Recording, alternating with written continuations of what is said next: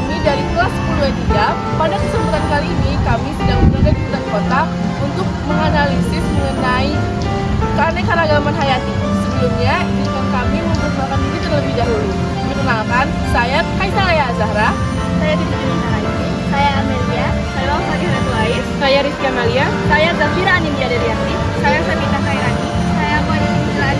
Saya Selin Afriliana. Saya Krisna Sela Hidayah. Saya Aisyah Hayati Nisa. Saya Aisyah Lutfi. Saya Salah Febrianti. Saya Rehana Kalisa Putri. Saya Nikeisha Parasati. Saya Radhika Setuka. Saya Reza Putri. Saya Zaskia Zara. Saya Bagus Alik Saputra. Saya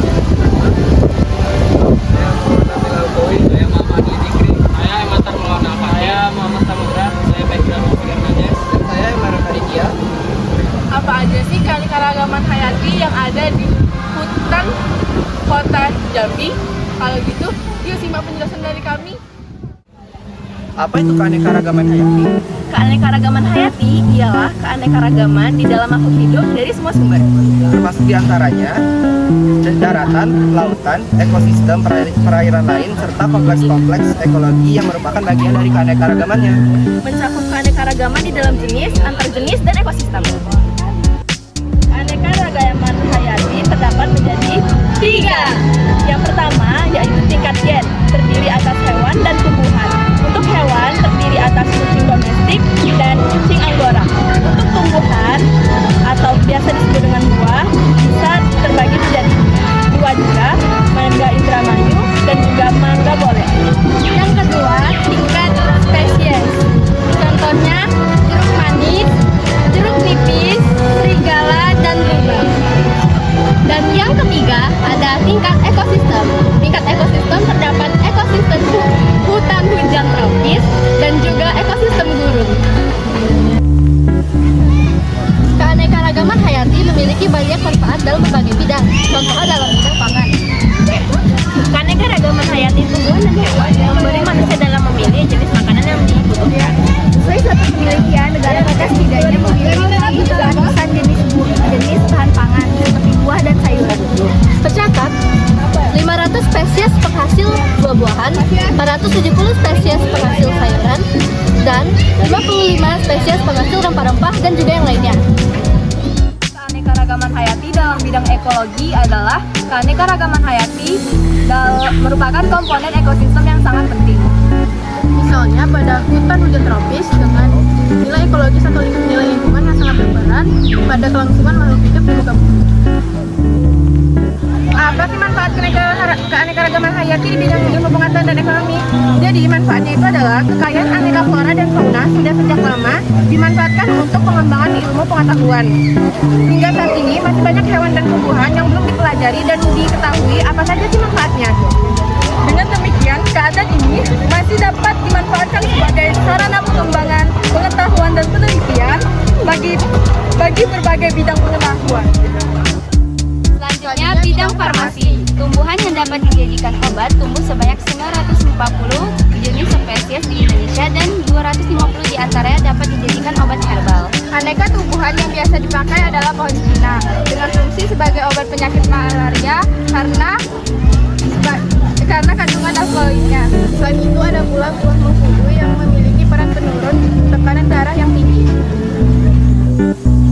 Tumbuhan yang dapat dijadikan obat banyak 940 jenis spesies di Indonesia dan 250 diantaranya menjadi obat herbal. Aneka tumbuhan yang biasa dipakai untuk obat yaitu pohon cina dengan fungsi sebagai obat penyakit malaria karena kandungan alkaloidnya. Selain itu ada pula buah mengkudu yang memiliki peran penurun tekanan darah yang tinggi. 4. Bidang ilmu, komunikasi dan pengetahuan. Kekayaan aneka flora dan fauna sudah sejak lama dimanfaatkan untuk pengembangan ilmu pengetahuan. Hingga saat ini masih banyak hewan dan tumbuhan yang belum dipelajari dan belum diketahui manfaatnya. Dengan demikian, keadaan ini masih dapat dimanfaatkan sebagai sarana pengembangan pengetahuan dan penelitian bagi berbagai bidang pengetahuan. Upaya pelestarian hayati terdiri dari 2, yaitu Pertama, metode in situ biasanya dilakukan dengan pembuatan suaka marga satwa, cagar alam, hutan suaka, dan taman nasional. 2. Metode ex situ.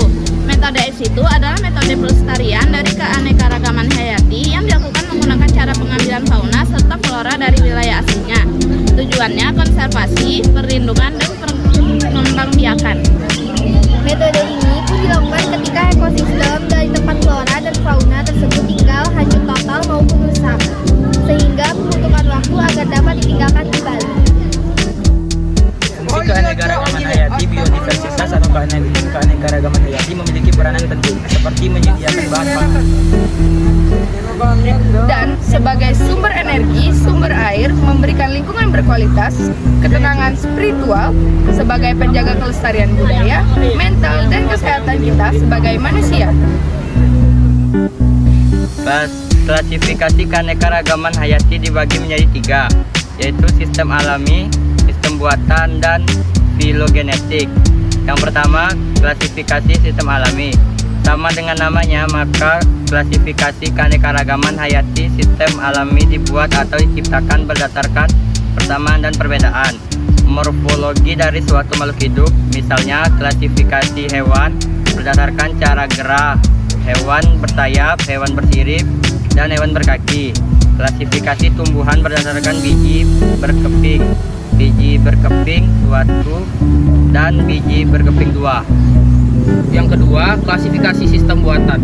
Klasifikasi keanekaragaman hayati sistem buatan adalah keanekaragaman hayati yang diklasifikasikan dengan memakai satu atau dua ciri makhluk hidup. Oleh karena itu, pada sistem buatan ini biasanya terbentuk atau tersusun dengan ciri dari manusia. Misalnya, Aristoteles yang mengelompokkan makhluk hidup menjadi 2 kelompok berdasarkan kemampuan berpindah dan klorofil. Dan yang ketiga, klasifikasi sistem filogenetik. Klasifikasi sistem filogenetik adalah sistem klasifikasi keanekaragaman hayati yang berdasarkan dari jauh dekatnya hubungan antara takson satu dengan takson lainnya. Oleh karena itu, klasifikasi sistem filogenetik dapat disusun berdasarkan sifat makhluk hidup yang dapat diamati atau dari persamaan fenotip. Nah, sekarang kita sudah berada di lokasi yang kedua, yaitu Taman Anggrek Kota Jambi. Ternyata di Kota Jambi memiliki banyak sekali taman dan hutan yang memiliki keanekaragaman yang sangat kaya. Apa aja sih?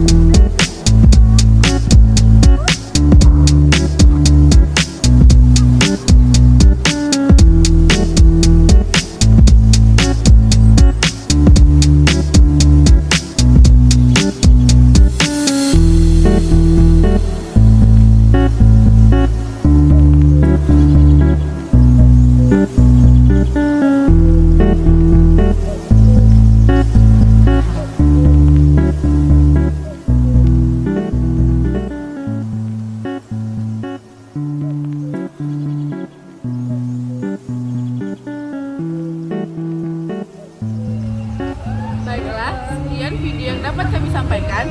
Semoga video ini dapat mengedukasi dan menjadi pelajaran baru bagi teman-teman semua. Kami dari kelas